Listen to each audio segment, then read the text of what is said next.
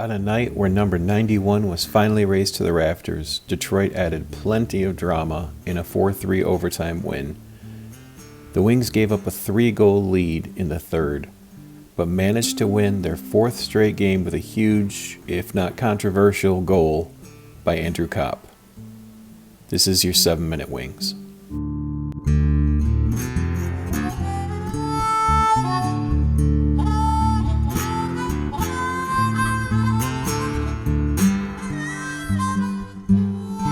Welcome back to the Red Wings Report with Strings and Pucks. This is Jeremy Laura. I want to thank everyone. You've been so supportive. This is day to day right now, as I kind of talked about yesterday. So each day that I'm able to do this, I appreciate it, and I appreciate all of you.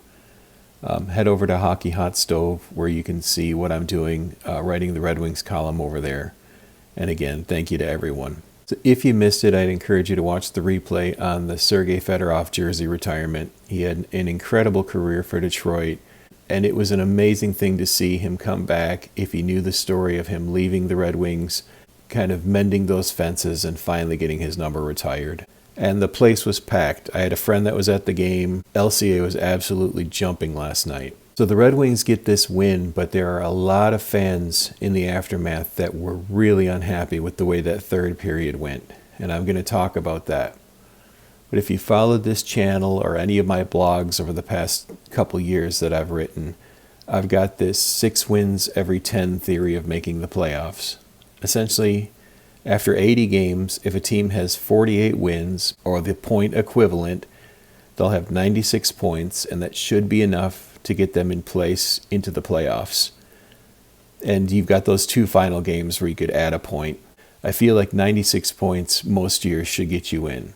So they've played 47 games, but after 50, the team should have 60 points if they're on track to make the playoffs. And as of today, they already have 60 points, 3 games ahead of schedule.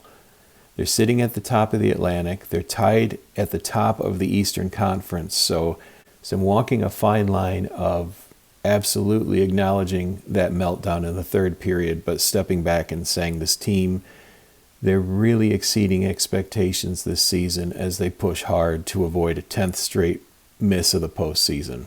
I'd said before the game that I hoped they could at least get 1 point. And with the way the third period went, it looked like I was going to get at least that. I was thinking the Red Wings would lose in overtime. Carolina is an unforgiving matchup. You can see why this team has so much confidence and why they are where they are. They're the team that I picked to get out of the Eastern Conference this year when I had to make my preseason predictions. With the pieces that they've added and the way the team plays, they're just strong, they're aggressive, and wave after wave, they were coming at you all game long.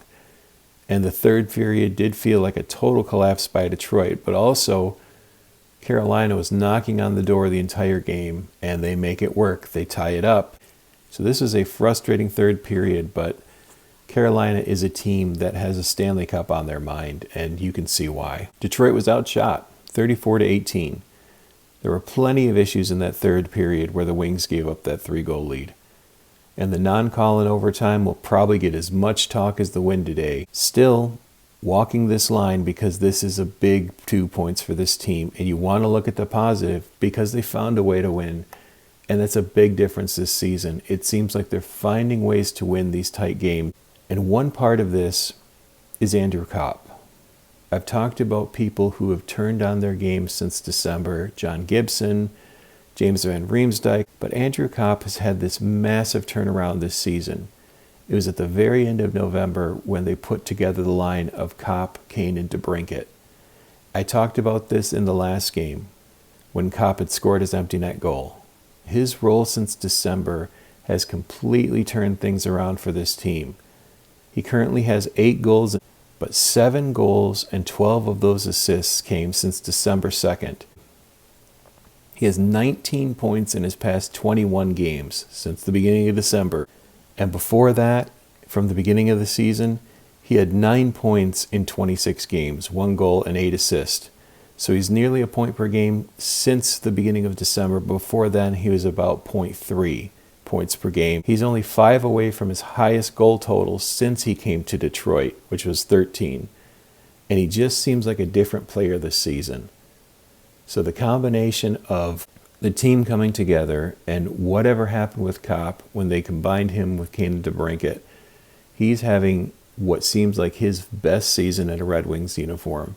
And that line, again, comes up big because DeBrincat has a goal and 2 assists. Again, DeBrincat gets his 6th 3-point night of the season and his 2nd in a row with another goal and 2 assists. I could literally pretty much just copy and paste what I said about him in the last video.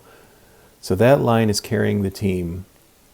And so much of it comes because Andrew Copp has had this jump in his game and he's playing his best hockey as a Red Wing. So I would love to know what you think, because going into this season, I was very, very critical about Andrew Copp. He and Comfer both, to me, they weren't living up to the $5 million contracts that they were signed to, $5 million plus, as it were. And yet, right now, Copp is an enormous part of the success that Detroit's been having since the beginning of December.